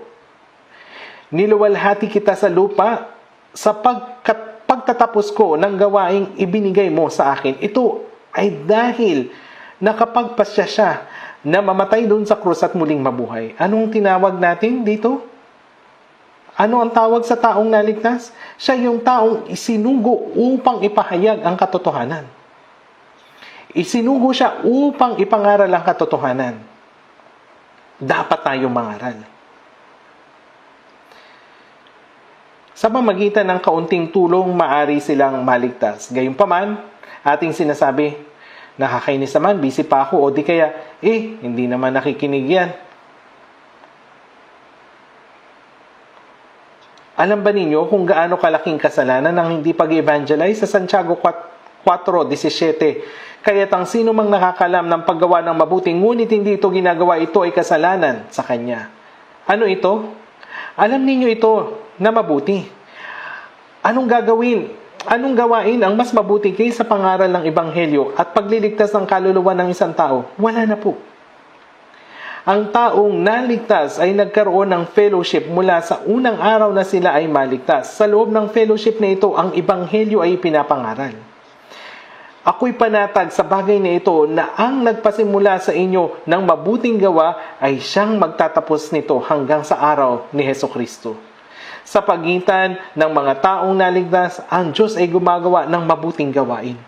Ang pangaral ng Ebanghelyo sa mga makasalanan na patungo sa impyerno upang sila ay maligtas ay ang pinakamabuting gawain. Ito yung mabuting gawain. Hanggang sa bumalik ang Panginoong Hesukristo. Anong gawa? Anong uri ng gawa ang kanyang ginawa?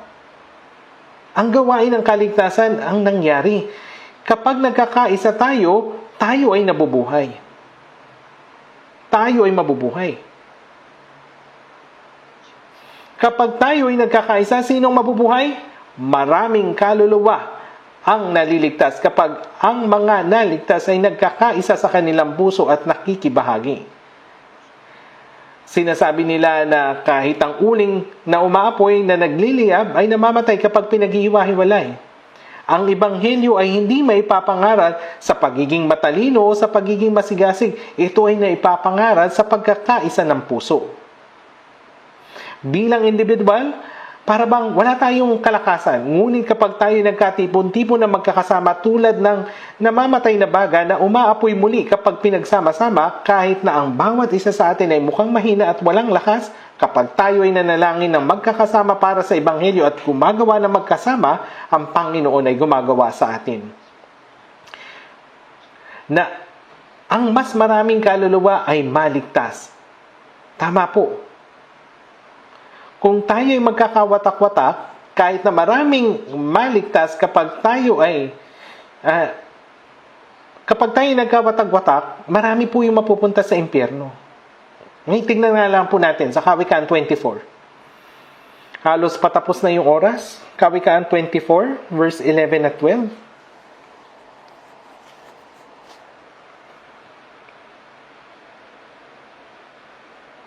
Kawikaan chapter 24, verse 11 hanggang 12.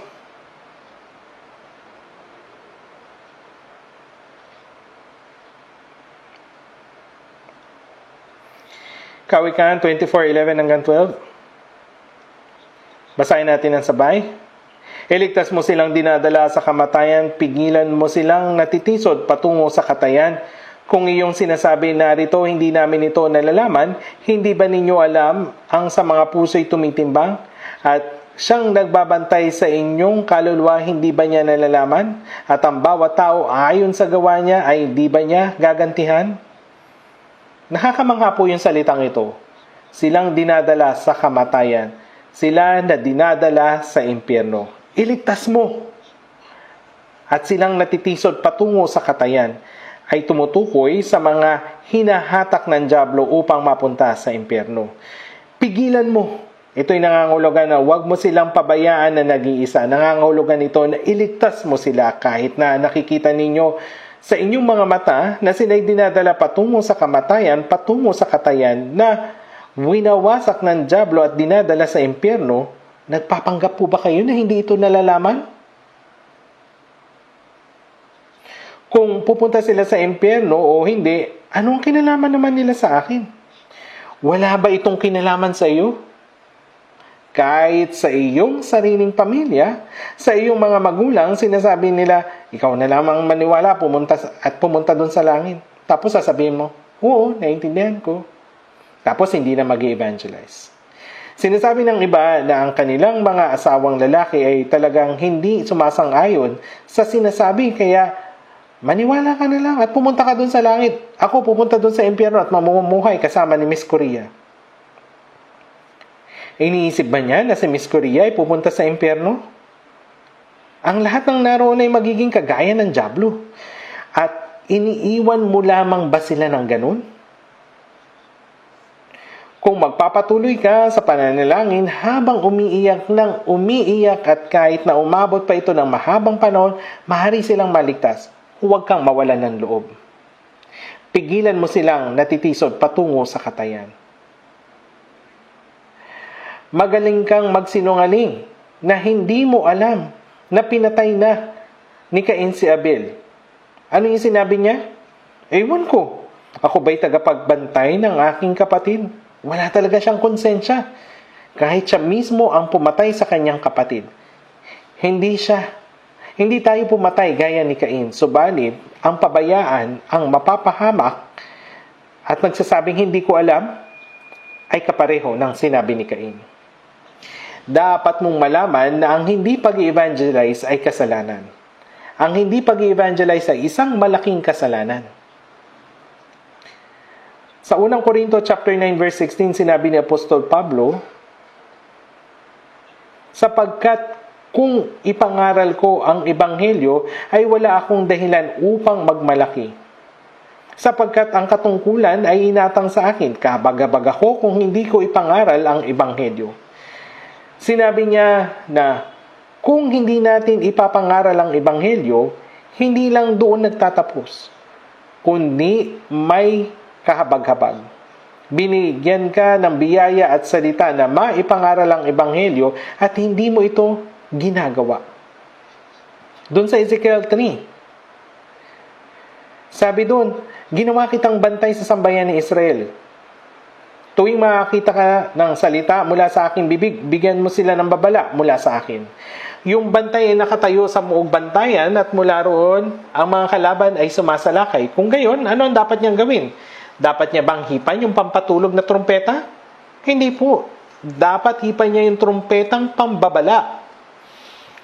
Kung makita ngayon ng bantay na sumasalakay na ang kalaban, subalit siya ay nakatulog at dahil wasak na ang buong lungsod, kung gayon sasabihin sa bantay, ang kanyang dugo ay aking sisingilin sa iyo.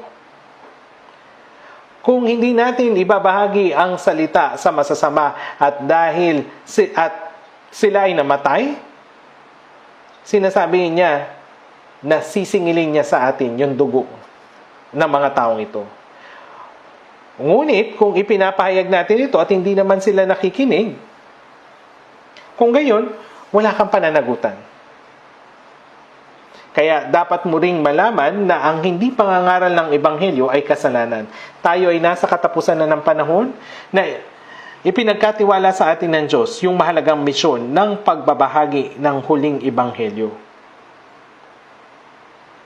Sa Gawa 20:24, sinabi ni Apostol Pablo, "Ngunit hindi ko itinuturing ang aking buhay na mahalaga sa aking sarili upang maganap ko lamang ang aking katungkulan at ang ministeryong tinanggap ko sa Panginoong Hesus na magpatotoo sa magandang balita ng biyaya ng Diyos.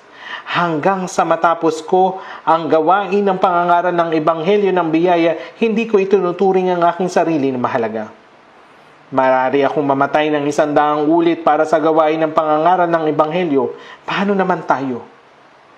Tayo rin ay nagligtas sa naligtas sa parehong biyaya. Pero bakit wala tayong pakialam? Kung mapunta man sila sa impyerno o hindi, anong responsibilidad ba meron tayo? Paano kung magagawa ang gawain ito? Bakit hindi mo magawa?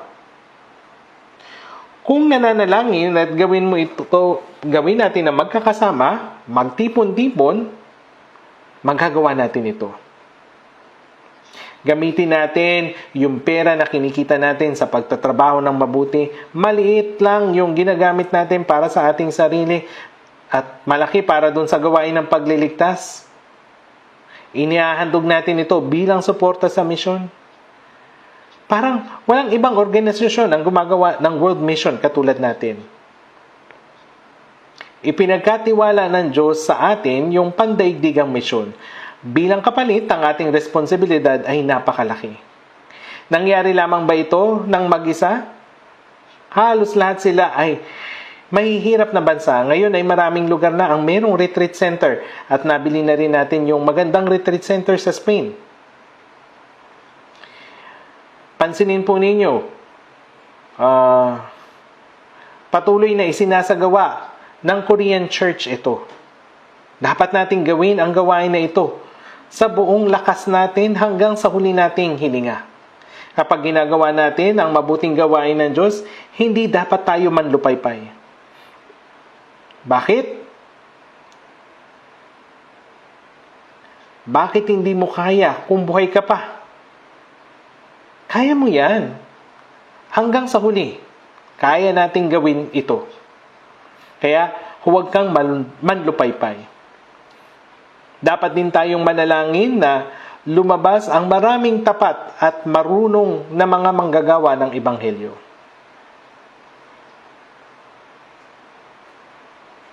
Sa Mateo 9:37 hanggang 38, kaya't sinabi niya, sa kanyang mga alagad tunay na napakaraming aanihin, ngunit kakaunti ang manggagawa. Idalangin ninyo sa Panginoon ang anihin na magpadala ng mga manggagawa sa kanyang aanihin. Ang Panginoon ng anihin ay ang Diyos. Idalangin ninyo sa Panginoon ng anihin na magpadala ng mga manggagawa sa kanyang aanihin. Panginoon, pakiusap, magpadala po kayo ng maraming tapat at masipag na mga manggagawa. Maraming manggagawa sa iyong ebanghelyo.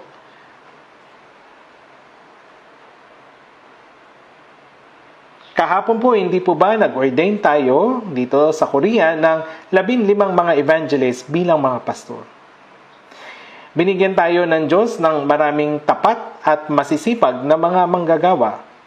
Dapat tayong manalangin para sa mga manggagawa ng Diyos at tulungan sila sa gayon ay maipangaral nila ang ebanghelyo. Isipin ninyo ito, kung may mga sundalo na nasa unahan ng digmaan, sila yung humaharap sa mga kaaway, lumalaban sa bansa, sa mga mamamayan, tapos yung mga taong nasa likuran, kumakain lang, umiinom, hindi sila nagsusupply ng armas at pagkain, ano yung mangyayari? Mamamatay ang lahat. Ang mga tao sa likod ay dapat na manalangin, makiisa at tulungan ng mga sundalo na nakikipaglaban sa harapan na isinusugo ang kanilang mga buhay laban sa mga kaaway. Marami tayong dapat gawin. Ang layunin ng ating buhay ay tanging ang pangangaral ng ebanghelyo. Maraming bagay ang dapat magawa ng bawat isa. Maraming bagay ang magagawa ng bawat isa. Si Apostol Pablo ay humiling sa mga tao na ipanalangin siya doon sa Efeso kasi sa Colosas. Ako rin ay humihingi na ipanalangin ninyo ako, subalit marami na yung nananalangin para sa akin. Maraming tao ang nananalangin para sa ating mga evangelist at mga missionary. Subalit, hindi lamang tayo dapat manalangin, dapat din tayong magpadala ng maraming mission support fund. At ito ang ginagawa natin mabuti ngayon. Dapat tayong tumulong sa gayon ang gawain ay makapagpatuloy. Kahit hindi siguro ako gumawa, marahil magiging maayos din ang lahat. Opo, maaaring maging maayos ang lahat. Gayunpaman, matatakasan mo ba yung gayong responsibilidad sa Diyos? Kapag nagtanong yung Diyos, pagkatapos mong maligtas, ano ba yung nagawa mo? Ano yung isasagot mo? May mga bagay na maaari mong gawin. Ang araw ng pagdating ng Panginoon ay napakalapit na. Wala na tayong sapat na panahon para makapag-evangelize. Kung wala ka mang magawa noon, maaari kang magsimula ulit ngayon. Gawin natin ang ating makakaya. Mabuti kung hindi pa dumating ang Panginoon ngayong 2026, subalit maaari na siyang dumating. Tunay na ang araw ng pagdating ng Panginoon ay napakalapit na. Hanggang sa araw ng pagdating ng Panginoon, gawin natin ang lahat ng ating makakaya. Sa gayon, ang buhay natin pagkatapos ng kaligtasan ay hindi mawawalan ng kabuluhan. Gawin natin ito ng sama-sama. Huwag nang mag-isa. Tulong-tulong po tayo at tutulungan tayo ng Panginoon. Ang nag-aasik ay ang magsakripisyo. Ibig sabihin ay pagdurusa. Kung merong labis na pagdurusa at sakripisyo, marami yung maliligtas. Pero kung kaunti lamang yung nagsasakripisyo, kaunti lang din naman yung maliligtas. Kaya nga dun sa 2 Korinto chapter 9 verse 10, siyang nagbibigay ng binhi sa manghahasik at ng tinapay bilang pagkain ay siyang magbibigay at magpaparami ng iyong binhi upang ihasik at magparami ng mga bunga ng iyong pagiging matuwid. Kapag ginagawa natin ang gawain ng Panginoon, tinutulungan niya tayo. Kung gagawin natin ito, tutulungan niya tayo na magawa ito. Kung walang ganitong puso, iiwang mag-isa ng Panginoon ang mga gayon. O sige, mamuhay ka ng gusto mo. Hindi namimilit ang Diyos. Hindi po. Dapat nating gawin ang gawain ng Diyos na may kusang loob at masayang puso. Mateo 6:33. Ngunit hanapin muna ninyo ang kanyang kaharian at ang kanyang katwiran at ang lahat ng mga bagay na ito ay pawang idaragdag sa inyo. Ang kaharian ito ay ang pangangaral ng Ebanghelyo at ang katwiran ay ang pamumuhay sa pagsunod sa kalooban ng Diyos. Kung gagawin lamang natin ito, ibibigay ng Diyos ang kailangan ng ating laman bilang bonus. Tinutupad ng Diyos ang mga pangako niya. Dahil hindi natin ito pinaniniwalaan, hindi natin tuloy nakikilala yung tulong ng Diyos at nagsisikap tayo na mabuhay ayon sa sarili nating pagnanasa. Pero kung mabubuhay lamang tayo sa pagsunod sa kalooban ng Diyos at pangangaral ng Ebanghelyo, ibibigay ng Diyos yung lahat ng pangangailangan natin. At kung gayon, bibihisan ng Diyos ang damo sa parang at na ngayon ay buhay at sa kinabukasan ay itinatapon sa kalan. Hindi ba lalo kayong bibihisan o kayong maliliit ang pananampalataya? Sinaway niya sila. Mabuhay tayong may katapangan at kagandahan hanggang sa pagdating ng Panginoon. Naintindihan niyo po ba? Kaya sa katapusan ng maikling buhay na ibinigay sa atin, isakatuparan po natin ng higit na dakila yung gawain ng misyon. Ngayon, ulitin po natin kung ano yung sinabi. Ano po yun? The year of world mission, wholehearted devotion, and total mobilization. Dapat lahat tayo ay kumilos. Huwag ninyong sabihin na hindi naman ako kasama. Lahat ng mga ligtas ay dapat na kumilos. Manalangin sama-sama, makiisa sa gawain ito at ilaan ang oras kabuhayan maging ang ating mga ari-arian. Sa gayon ay matiyak natin na maisakatuparan ang gawain ng Diyos. Ito ang dahilan kung bakit ibinigay pa tayo ng Diyos ng pagkakataon. Manalangin na po tayo. Mabagay namang Diyos, nung namuhay kami sa kasalanan, nahabag ka sa amin. Sa pamagitan ng kamatayan ng Panginoong Yesus at sa pagdanak ng kanyang dugo, pinatawad mo kami ng walang hanggan at iniligtas. Nagpapasalamat kami sa biyayang ito. Kaya kami ay nakikiusap na samahan kami kumilos sa amin sa natitira naming panahon na makapamuhay para lamang sa kalooban ng Diyos at kanyang kalwalatian, ipangaral ang Ebanghelyo at gabayan ang mga ligaw na kaluluwa tungo sa iyo at sa katuparan ang iyong dakilang gawain ng pagliligtas. ang lahat nawang mga churches sa bansa at maraming mga mananampalataya sa buong mundo ay tapat na maisagawa ang banal na gawain na ipinagkatiwala sa katapusan ng panahon upang mangyari ito ayon sa iyong nais at maraming kaluluwa nawa ang maligtas at makapagbigay galak at kaluwalhatian sa Diyos. Lahat ng ito ay aming panalangin sa pangalan ng Panginoong Hesukristo na sa amin ay nagmamahal. Amen.